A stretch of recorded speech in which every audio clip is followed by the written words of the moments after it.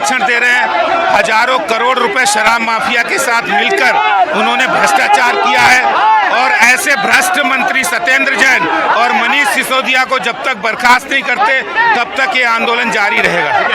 BJP आम आदमी party दफ्तर का घेराव कर रही है, विरोध प्रदर्शन कर रही है।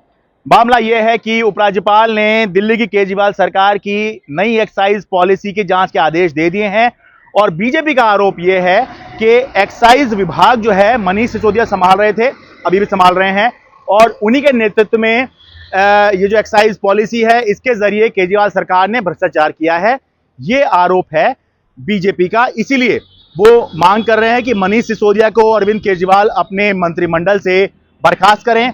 साथ ही सत्येंद्र जैन जो कि हवाला लेन देन के आरोप में पहले ईडी ने उनको हिरासत में लिया, अब फिलहाल वो जेल में है, तो क्योंकि जेल में है तो इसीलिए उनको मंत्रिमंडल से बर्खास्त किया जाए। लेकिन अरविंद केजरीवाल सभी आरोपों को खारिज कर रहे हैं। उनका कहना है कि बीजेपी की केंद्र सरकार जबरदस्ती फर्जी केस बना के उनके विधायकों को, मंत्रियों को जेल में डाल रही है और उन्होंने पहले ही जो है इस बारे में आशंका जताई थी कि पहले नंबर सत्येंद्र जैन का हो सकता है। सत्येंद्र जैन गिरफ्तार हो गए और उन्होंने आशंका जताई थी कि मनीष सिसोदिया को गिरफ्तार करने की तैयारी केंद्र सरकार कर रही है। तो उसी के तहत जो है उनका कहना है कि सीबीआई जांच की सिफारिश जो है एक्साइज पॉलिसी की गई है। उनका ये कहना है कि इससे पहले भी जब भी ये जो केस हैं लगाए गए हैं आम आदमी पार्टी के विधायकों पर या मंत्रियों पर, तो ज्यादातर मामलों में आम आदमी पार्टी के विधायक कोर्ट से बरी होकर आ गए हैं।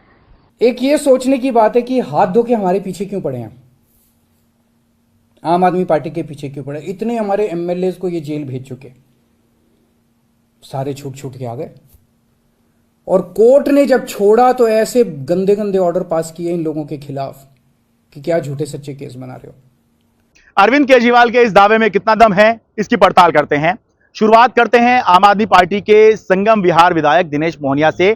इसकी शुरुआत हम संगम विहार से दिनेश मोहनिया से इसलिए कर रहे हैं क्योंकि यह मामला बहुत ज्यादा चर्चा में आया था। बात है जुलाई 2016 की, यानी कि आज से लगभग 6 साल पहले की यह बात है, जब आम आदमी पार्टी के संगम विहार विधायक दिनेश मोहनिया पर एक महिला से बदसलूकी करने का आरोप लगा, एफआईआर दर्ज हो गई। अब इसके बारे में सफाई देने के लिए जब दिनेश मोहनिया प्रेस कॉन्फ्रेंस कर रहे थे तो चलती प्रेस कॉन्फ्रेंस से दिल्ली पुलिस ने उनको गिरफ्तार कर लिया। अभी की बड़ी खबर बताते हैं। दिल्ली के संगम विहार में पुलिस ने आम आदमी पार्टी के विधायक दिनेश मोहनिया को प्रेस कॉन्फ्रेंस के बीच से उठा लिया। पुलिस ने विधायक को एक महिला से बदसलूकी के मामले में उठाया है। दिल्ली के नेपसराय थाने की पुलिस ने यह कार्रवाई की है। ये सब कुछ उस वक्त हुआ जब दिनेश मोहनिया एक प्रेस कॉन्फ्रेंस कर रहे थे। ये प्रेस कॉन्फ्रेंस मोहनिया कल के आरोपों की सफाई के लिए कर रहे थे। तो देखिए सारा ध्यान डाइवर्ट करने की कोशिश है, नहीं तो एक दिन में 2-2, 3-3 एफआईआर होना अपने आप में, जिसमें कि बेलेबल ऑफेंस हैं, उसके बावजूद भी रात को 2 बजे पुलिस वाले मेरे घर पहुंच रहे हैं।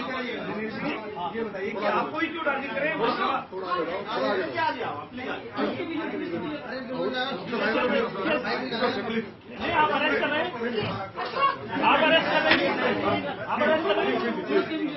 आप देख रहे हैं जिस प्रकार ये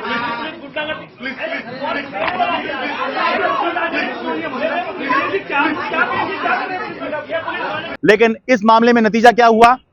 अदालत से उनको जो है राहत मिल गई और उनको इस मामले में बरी कर दिया गया। देखिए, जब से मैं विधायक बना हूँ तब से लगभग 12 केसेस मेरे पर हो चुके हैं विभिन्न प्रकार के, और जिसमें से कि 10 केसों में कोर्ट की तरफ से बाइज्जत बरी किया गया हूँ। कुछ में तो चार्जेस भी फ्रेम करने की स्थिति नहीं थी। और जहाँ तक वो केस जिसमें कि मेरे को पीसी में से गिरफ्तार किया गया था, उस केस को भी कोर्ट ने बाइज्जत बरी किया। मेरा ये मानना है कि इसमें जो भी केसेस अभी तक हुए हैं वो सारे के सारे फर्जी हैं और पूरी तरह से कोर्ट में जाके पुलिस को डांट लगी है बाकायदा कि आप ये किस तरीके के केसेस कर रहे हैं। मुझे लगता है कि ये केसेस पूरी तरह से राजनीतिक मोटिवेटेड है और उसी तरीके से केसेस हो रहे हैं।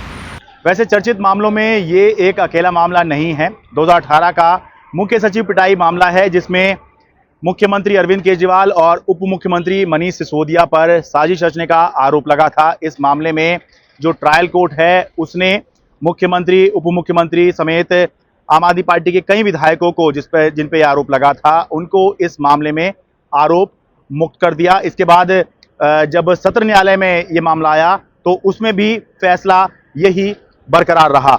2016 में टॉक टू ए के प्रोग्राम के मामले में सीबीआई ने दिल्ली के उप मुख्यमंत्री मनीष सिसोदिया से पूछताछ की थी। मनीष सिसोदिया जिस प्रचार विभाग को संभाल रहे थे उसके दफ्तर पर भी रेड की थी, लेकिन इस मामले में आज तक कुछ नहीं हुआ।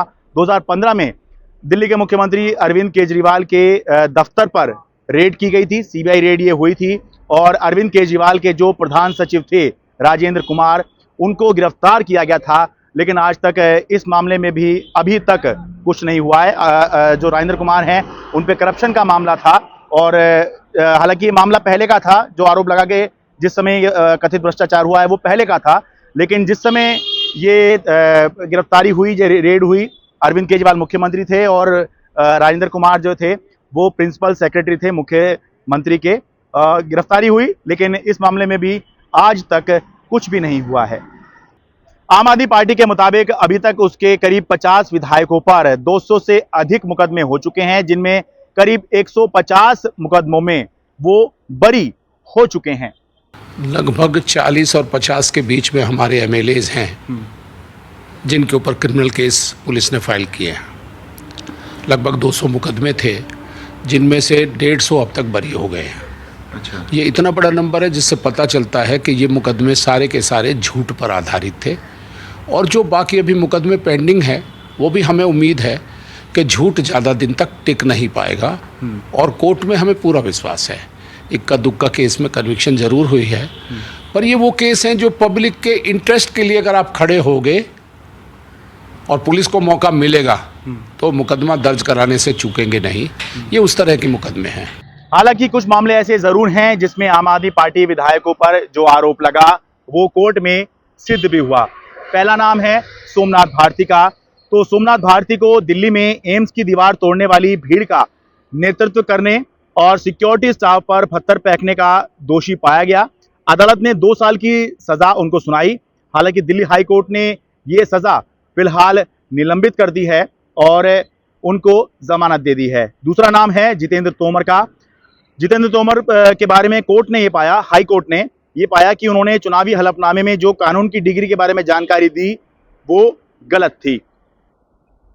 तीसरा, सदर बाजार के विधायक हैं आम आदमी पार्टी के सोमदत्त। उनको मारपीट के एक मामले में 6 महीने की सजा मिली, जमानत भी मिल गई। मनोज कुमार थे आम आदमी पार्टी के विधायक, उनको चुनाव प्रक्रिया में बाधा डालने का दोषी पाया गया, 3 महीने की सजा मिली।